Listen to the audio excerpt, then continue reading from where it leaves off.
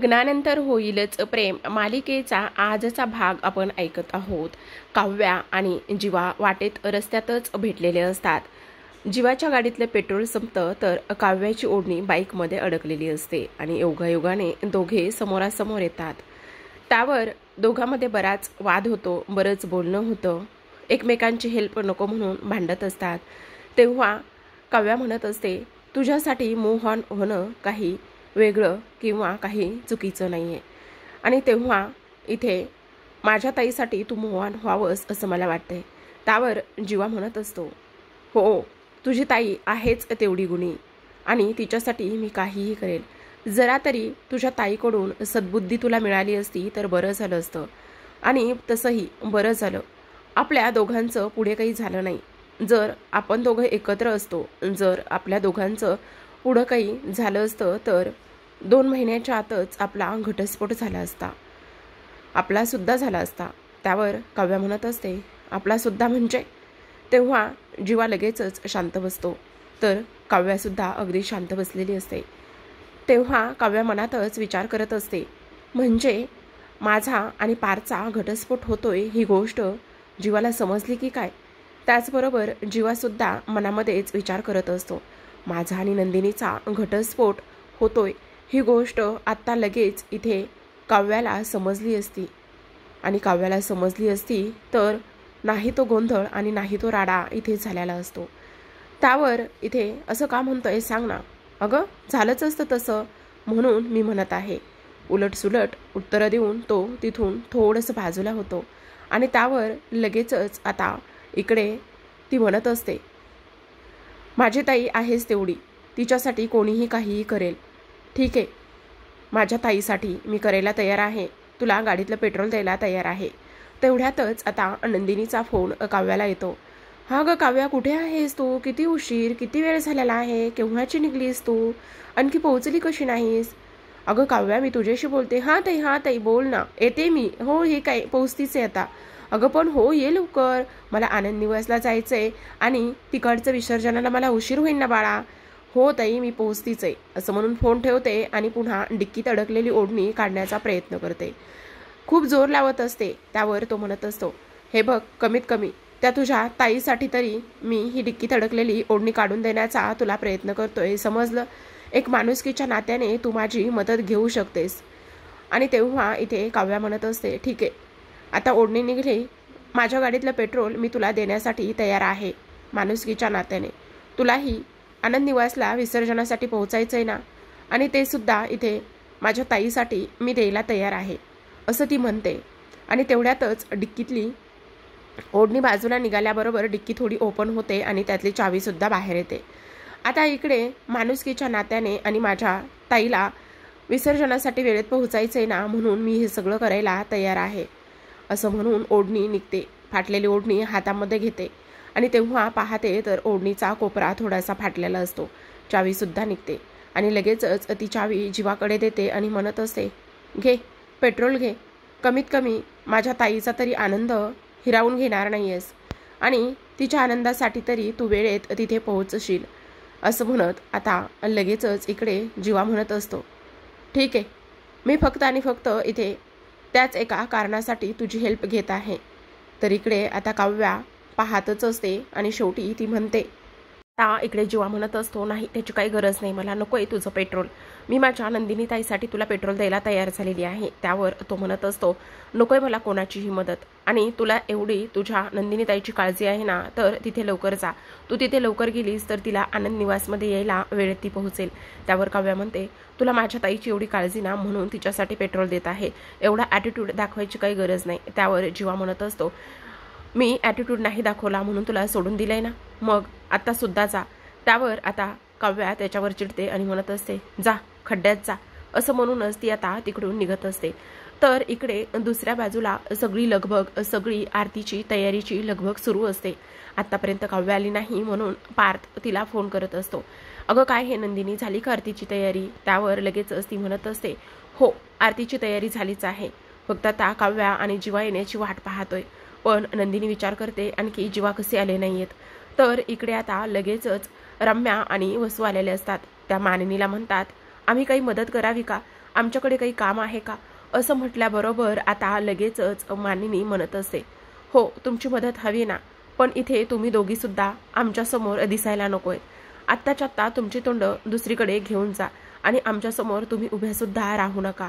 आता स्पष्टपणे मानिनीने वसुरम्याला हे सांगितल्यामुळे त्या तिथून निघून गेलेल्या असतात आणि हे सगळेजण आता गेलेल्या रम्या वसूकडे पाहतच असतात. आणि हे सगळं काय झालंय हे तर त्या लोकांना अजिबातच कळत नसतं, कारण मानिनी हल्ली खूपच जास्त स्ट्रिक्ट वागत असते.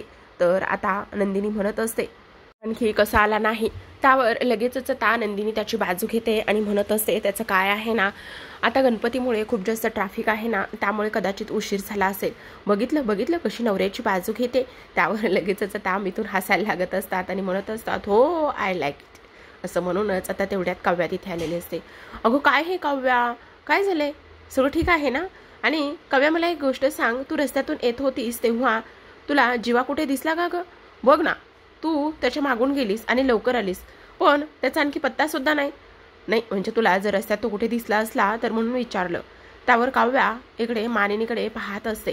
तर लगेचच इकडे आता बघ ना, त्याला फोन सुद्धा करता येत नाही, तो गधडा फोन घरीच विसरून गेलाय. आता बघ, तू इथे गणपती विसर्जनला येणार आहेस ना? त्यावर पार्थ म्हणत असतो, हो हो येणार आहे ना. मग छान मस्त तयार हो, छान साडी वगैरे नेस, दागिने घाल. तेवढ्यातच पार्थ म्हणत असतो, हो गणपती बाप्पासमोर गौर सजलेली दिसली पाहिजे ना, असं म्हणूनच आता मिथुन काका हसायला लागत असतात. आणि तेव्हा मानिनी म्हणत असते, अगदी बापावरच गेलेला आहे. तेव्हा मिथुन काका म्हणत असतात, आय लाईक दिस. तेवढ्यातच आता इथे असा तुम्ही गोंधळ घालता, असं काहीतरी बोलताना की लास्ट टाइम काय केलं होतं माहिती ना, चांदीचा मोषकच तुम्ही विसर्जन करून आला होता. त्यावरच आता पार्थ म्हणत असतो, मी नाही मिथुन काका. त्यावर लगेचच मिथुन काका म्हणत असतात, हो मीच केलं होतं ते सगळं, असं म्हणून हसायला लागतात. तेवढ्यातच आता नंदिनीला आनंद निवासमधून रेखाताईंचा कॉल आलेला असतो. तिकडून रेखा म्हणत असते, जीवा इथपर्यंत आनंद निवासमध्ये येऊन पोहोचलेले आहेत, तू लवकर ये बरं नंदिनी. तेवढ्यातच नंदिनी म्हणत असते, अच्छा हो का, बरं ठीक आहे. आता लगेचच नंदिनी इथे मानिनीला म्हणते, आई त्याचं काय झालंय ना, जीवा आनंद निवासमध्ये जाऊन पोहोचलेत, रेखाताईंचा कॉल होता, मग मी गेलं तर चालेल ना? त्यावरच आता मानिनी म्हणत असते, हो ग चालेल ना. तेव्हा इथे काव्याकडे नंदिनी येते आणि म्हणत असते, काव्या तू मी गेल्यावर सगळं काही व्यवस्थित करशील ना? म्हणजे बघ ना की इथे आता तुला छान तयार व्हायचंय, इथे आपल्या ह्या गणपती बाप्पाचं विसर्जन करण्यासाठी मदत करायची, तू करशील ना सगळं? हां. तेव्हा काव्या फक्त चेहरा आणि हावभाव करूनच तिला सांगत असते हो म्हणून. अगं काय झालंय काव्या, सगळं सिरियस काही नाही आहे ना, म्हणजे सगळे ठीक आहे ना? तुझ्याकडे पाहून थोडंसं वेगळंच काहीतरी वाटतंय, काय झालंय बाळा, तू बरी आहेस ना? इथे दोघी बोलत असताना त्यावर लगेचच काव्या म्हणत असते, हो सगळं ठीक आहे. तर लगेचच मानिनी त्या दोघींच्या पुढे येते आणि तेव्हा ती म्हणत असते, अगं काव्या किती उशीर होईल, जा लवकर, छान तयार हो, मस्त साडी वगैरे नेस. आणि तेव्हा काव्या नंदिनीला म्हणत असते, ताई सगळं काही ठीक तर होईल ना गं, कुठलं विघ्न तर येणार नाही आहे ना? पण मानिनी आल्यामुळे दोघींचं बोलणं अर्धवटच राहतं. तेवढ्यात आता मानिनी म्हणत असते, बघ तुझी बहीण किती छान तयार झाली, जा बरं लवकर काव्या, तू पण छान तयार हो, मस्त दिसशील बघ. आता लगेचच इकडे काव्याचा चेहरा थोडासा पडलेलाच असतो आणि बाप्पा आहेत ना, ते सगळं काही व्यवस्थित करतील. बाप्पा चाललेले आहेत आज आणि बाप्पा चाललेले असताना सगळ्यांना आशीर्वाद देऊनच ते जातात. आता लगेचच इकडे नंदिनी उशीर होतोय म्हणून ती आनंद निवासला निघून गेलेली असते. निघून गेल्यानंतर मानिनी काव्याला समजवते आणि तेव्हा पार्थ येतो आणि म्हणतो, माझ्या बायकोला रडवलं तुम्ही? अरे गधड्या, आम्ही कशाला तिला रडवावं? नाही आणि ती आम्हाला बोलू कुठे देते, ती माझी प्रेमळ गोड गौरीसारखीच आहे. तेव्हा मिथुन काका म्हणत असतात, मुद्दाम म्हणत स्टॉन्ट करत असतात, अगं काय झालं, ही तुझी ओढणी कशी फाटलेली आहे? तेव्हा काव्याला तो प्रसंग आठवतो, कशा पद्धतीने तिची ओढणी गाडीच्या डिक्कीत अडकली आणि जीवाने ती काढून दिली आणि तेव्हा ती काढत असताना फाटली. हो काय झालंय? नाही काही नाही, आपल्या घरामध्ये जेव्हा येत होते ना, तेव्हा तिथल्या एका प्लायवूडला कोपऱ्यालाच ही ओढणी अडकली आणि त्यामुळे ती फाटली. बरं ठीक आहे, असू देत, जा पटकन आणि तयार हो बरं. आणि त्याहूनही सगळ्यात महत्त्वाची गोष्ट, माझी गोड गौरीसारखी सून आहे, ती छानच दिसली पाहिजे. असं म्हणून आता काव्या खोलीत जाते आणि छान तयार होण्यासाठी निघून गेलेली असते. तेव्हा मिथुन काका म्हणत असतात, हे काय बाबा, आपल्याला तर कोणी बोलूनच देत नाहीये. तेव्हा आता इकडे दुसऱ्या बाजूला काव्या छान तयार झालेली असते आणि काव्या छान तयार होऊन खाली आलेली असते। तेव्हा आता इथे विसर्जनाची तयारी सुरू झालेली असते। बाप्पा खूपच कमाल दिसत असतात। आता विसर्जनाची आरती आणि गणपती बाप्पाची शेवटची आरती करण्याचा मान हा इथे नेहमीप्रमाणे काव्या आणि त्यासोबत पार्थला मिळालेला असतो। सगळेजण आरती करत असतात। काव्या आणि पार्थ हे दोघे एकमेकांकडे पाहतच असतात। विक्रम मात्र विसर्जनाला सुद्धा इथे त्यांनी दाखवलेले नाहीयेत। त्याचबरोबर आरती करत असताना आता निरोप घेतो हे गाणं इथे लागलेलं असतं आणि तेव्हा ह्या गाण्यावर आता पुन्हा एकदा आरती होत असते। खूपच सुंदर वातावरण आणि प्रसन्न वातावरण इथे तयार केलेलं असतं। इथे काव्या तर कमालच दिसत असते आणि आपला पार्थ तर फक्त तिच्याकडे पाहतच असतो। ही गोष्ट मात्र युगच्या नजरेतून काही सुटत नाही। तो ह्या दोघांकडे पाहतच असतो। खरं पाहायला गेलं तर आता इकडे जी वसू आहे, वसू मुद्दामूनच युगकडे पाहत असते। प्रत्येक त्याचा हावभाव, त्याचे एक्सप्रेशन्स सगळं काही इथे वसू टिपण्याचं काम करत असते। कारण तिला इकडे जो युग आहे, युगला त्यांच्या बाजूने आणि त्यांच्याच टीममध्ये घ्यायचं असतं, म्हणून ह्या सगळ्या गोष्टी इथे त्यांच्या सुरू असतात। आता छान आरती झालेली असते। सगळ्यांना आरती देण्यात येते। त्यासोबत आता प्रसाद सुद्धा देण्यात येतो। कारण आता लगेचच यांना विसर्जन करायचं असतं। म्हणूनच खरं पाहायला गेलं तर प्रेक्षकांनो, त्यांनी ना इथे खूपच गाणं प्ले केलेलं आहे। त्यामुळे मी तुम्हाला फक्त एक्सप्रेशन्स इथे सांगण्याचं काम करते। आता इकडे आरती ते सगळं झालेलं असतं। ह्यांचा बाप्पा विसर्जनाला निघालेला असतो। तर इकडे दुसऱ्या बाजूनं जेव्हा नंदिनीचा बाप्पाचं विसर्जन काही ह्यांनी दाखवलेलं नसतं आनंद निवासमधलं, फक्त ते विसर्जनाला गेलेत आणि परत आलेले आहेत एवढंच दाखवलेलं असतं। आणि तेव्हा दोघे सुद्धा वाटेतच उभा राहिलेले असतात आणि वाटेत उभा राहिल्यामुळे ते बऱ्याच गप्पा इथे मारत असतात। आनंद निवासचा गणपती खरंच खूप छान झाला। खरं सांगू का जीवा, प्रत्येक वेळेसच आणि प्रत्येक वर्षीच हा इथे बाप्पा छान होतो। आणि त्याचबरोबर सगळ्यात महत्त्वाचं म्हणजेच की बघा ना, आता इथे तुमच्यामुळे, ह्या जीवामुळे इथे आनंद निवासच्या गणपतीला अगदीच 4 चांद लागले होते असं म्हणूनच दोघंजण सुद्धा आता इथे हसत असतात। अगं नंदिनी, खरं तर बाप्पा 1.5-2 दिवसाचाच असतो आपल्याकडे, पण तरीसुद्धा बाप्पाकडे आपली किती अटॅचमेंट होते। असं वाटतं की नक्कीच काहीतरी आपल्याकडून हिरावून घेतलंय। पण मला एक गोष्ट सांग, ही अटॅचमेंट इथे माणसाबद्दल सुद्धा होत असेल का गं? त्यावर नंदिनी म्हणते, हो असं का विचारताय? बघ ना, आता एक माणूस दुसऱ्या माणसापासून दूर जात असेल तर आपल्याला तशीच अटॅचमेंट आणि तसंच वाईट वाटत असेल का गं? असं म्हटल्यानंतर आता इकडे नंदिनी म्हणत असते, हो अगदीच बरोबर आहे। पण नंदिनी, तुला एक खरं सांगू का, तू हे आश्रम चालवतेस तर फक्त ते आश्रम नाहीये, म्हणजे मग ते एक कुटुंब आहे आणि तू एक त्याची कुटुंब प्रमुख आहेस। आता बघ ना, मला पहिलं असं वाटायचं की तू फक्त आनंद निवासमध्ये जातेस, एक संस्था चालवतेस, पण जेव्हा जेव्हा मला इथल्या सगळ्या गोष्टी कळू लागल्या ना, तेव्हा तेव्हा मला जाणवायला लागलं की ती एक संस्था नसून एक घर कुटुंबच आहे असं आता इकडे जीवा सांगत असतो। त्यावर आता नंदिनी म्हणत असते, खरं सांगू का, यावर्षीचा बाप्पा खूपच कमाल झालेला आहे। कारण तुम्ही इथे आनंद निवासमधल्यांना मोदक बनवायला शिकवले, किती काय काय शिकवलं, गणपतीच्या स्थापनेला उशीर होऊ नये म्हणून माझ्या अगोदर तिथे जाऊन तुम्ही पोहोचलात, हे सगळं किती छान केलेलं आहे तुम्ही। त्यावर जीवा म्हणत असतो, हो कारण मला सुद्धा आनंद निवास ही संस्था नसून एक खूप मोठं कुटुंब वाटायला लागलेलं आहे आणि ते फक्त आणि फक्त तुझ्यामुळे, तुझ्या ह्या कार्याला सलाम बर का नंदिनी, असं म्हटल्यानंतर आता नंदिनी हसायला लागत असते। पण नंदिनी म्हणत असते, पण खरं सांगू का, ह्या गोष्टी तुम्ही खूप जास्त चांगल्या पद्धतीने केल्यात। बघा ना, त्या दिवशी गेस्ट आले होते, त्या दिवशी सुद्धा त्याचसोबत मोदक बनवणे, त्याचबरोबर स्थापना पर्यंत छान करणे, विसर्जन सगळं काही व्यवस्थित पार पाडणे, ह्या सगळ्या गोष्टी तुम्ही केल्या ना, त्यामुळे खरंच त्या सगळ्या गोष्टीमध्ये जीव आल्यासारखं वाटतो आणि तुमचं करावं तेवढं कौतुक कमीच आहे।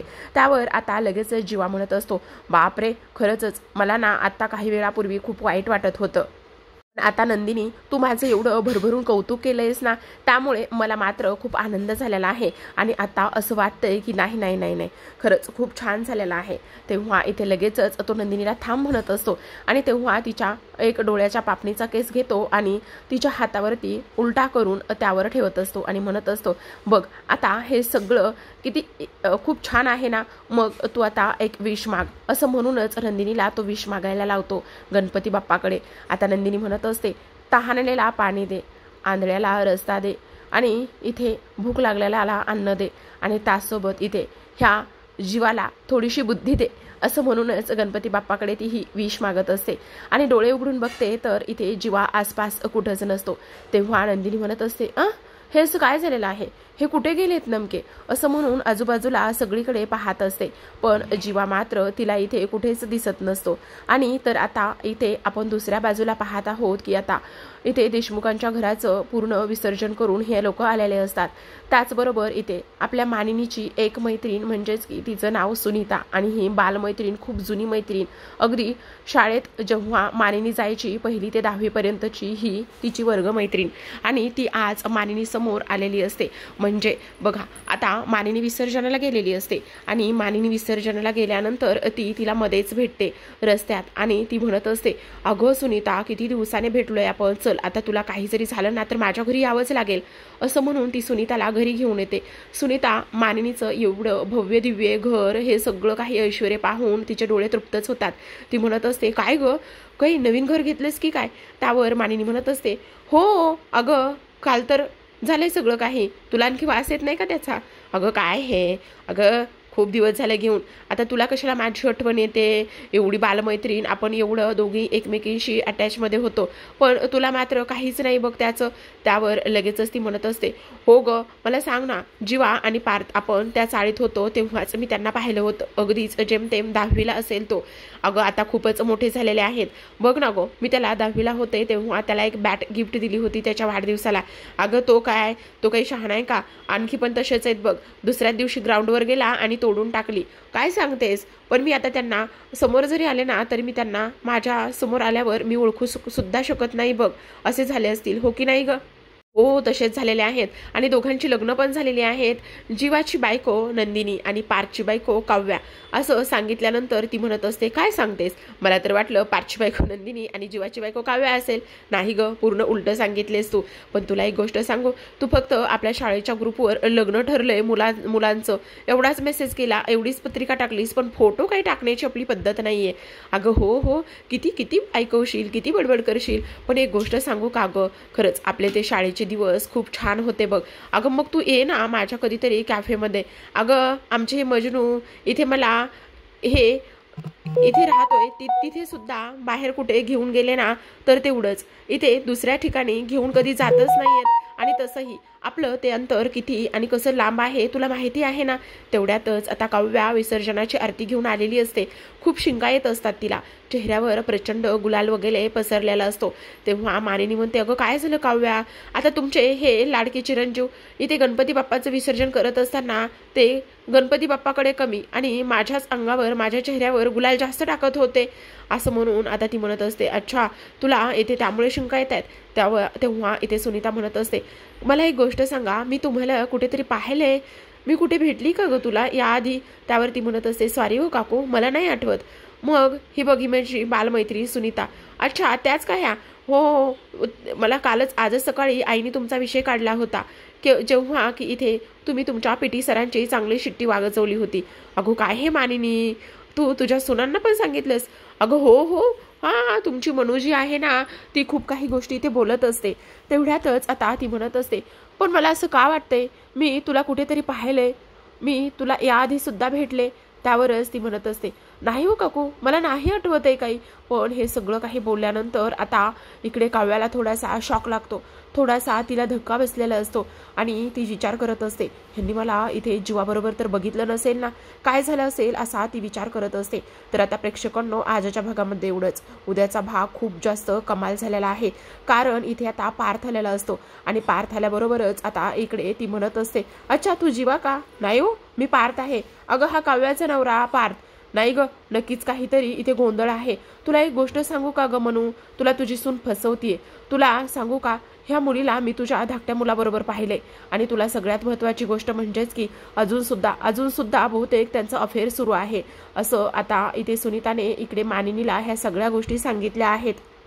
मी तुला इथे कन्फर्म सांगते की ही तुझी सून तुला फसवते, तिचं तुझ्या धाकट्या मुलाबरोबर अफेअर सुरू आहे, समजलं. त्यावरच आता मानिनीला खूप मोठा धक्का बसतो, डोळ्यात अश्रू दाटून आलेले असतात आणि तेव्हा सुनीताला ती निरोप देते. त्याचबरोबर आता तिला काव्याला सगळा काही जाबी ते विचारायचं असतो, म्हणून ती लगेचच आता इकडे काव्याच्या खोलीमध्ये जात असते. काव्या आता फ्रेश होत असते, त्याचबरोबर चेहऱ्याला लागलेला दाग जो गुलाल आहे तो, आणि त्याचबरोबर लगेचच मंगळसूत्र काढण्याचा प्रयत्न करते. आता मानिनी समोर उभी राहते आणि मानिनी तिला म्हणत असते, काय ग, मंगळसूत्र काढण्याची खूपच जास्त घाई झाली वाटतं तुला, आणि तुझं आणि त्याचबरोबर कोणाचं अफेअर सुरू आहे, लग्न झाल्यावर सुद्धा बाहेर अफेअर करतेस का तू, असा मानिनीचा सरळ सरळ प्रश्न हा काव्याला असतो. तर आता प्रेक्षकांनो, इथे काव्याला हे सगळं मानिनीने विचारल्यानंतर काव्या ह्या सगळ्या गोष्टीचं काय मानिनीला उत्तर देईल, किंवा इथे ती ह्या गोष्टी इथे सांगू शकेल का की तिचं आणि जीवाचं लग्नाअगोदर अफेअर होतं, दोघं एकमेकांच्या प्रेमात होते, त्याचबरोबर जे गुरुजींनी भाकीत केलं होतं ते आता सत्य होईल. पाहूयात येणाऱ्या पुढील काही भागांमध्ये. तोपर्यंत तुम्ही पाहत राहा इथे लग्नानंतर होईलच प्रेम या मालिकेचे छान छान अपडेट. भेटूयात पुढील भागात. तोपर्यंत धन्यवाद.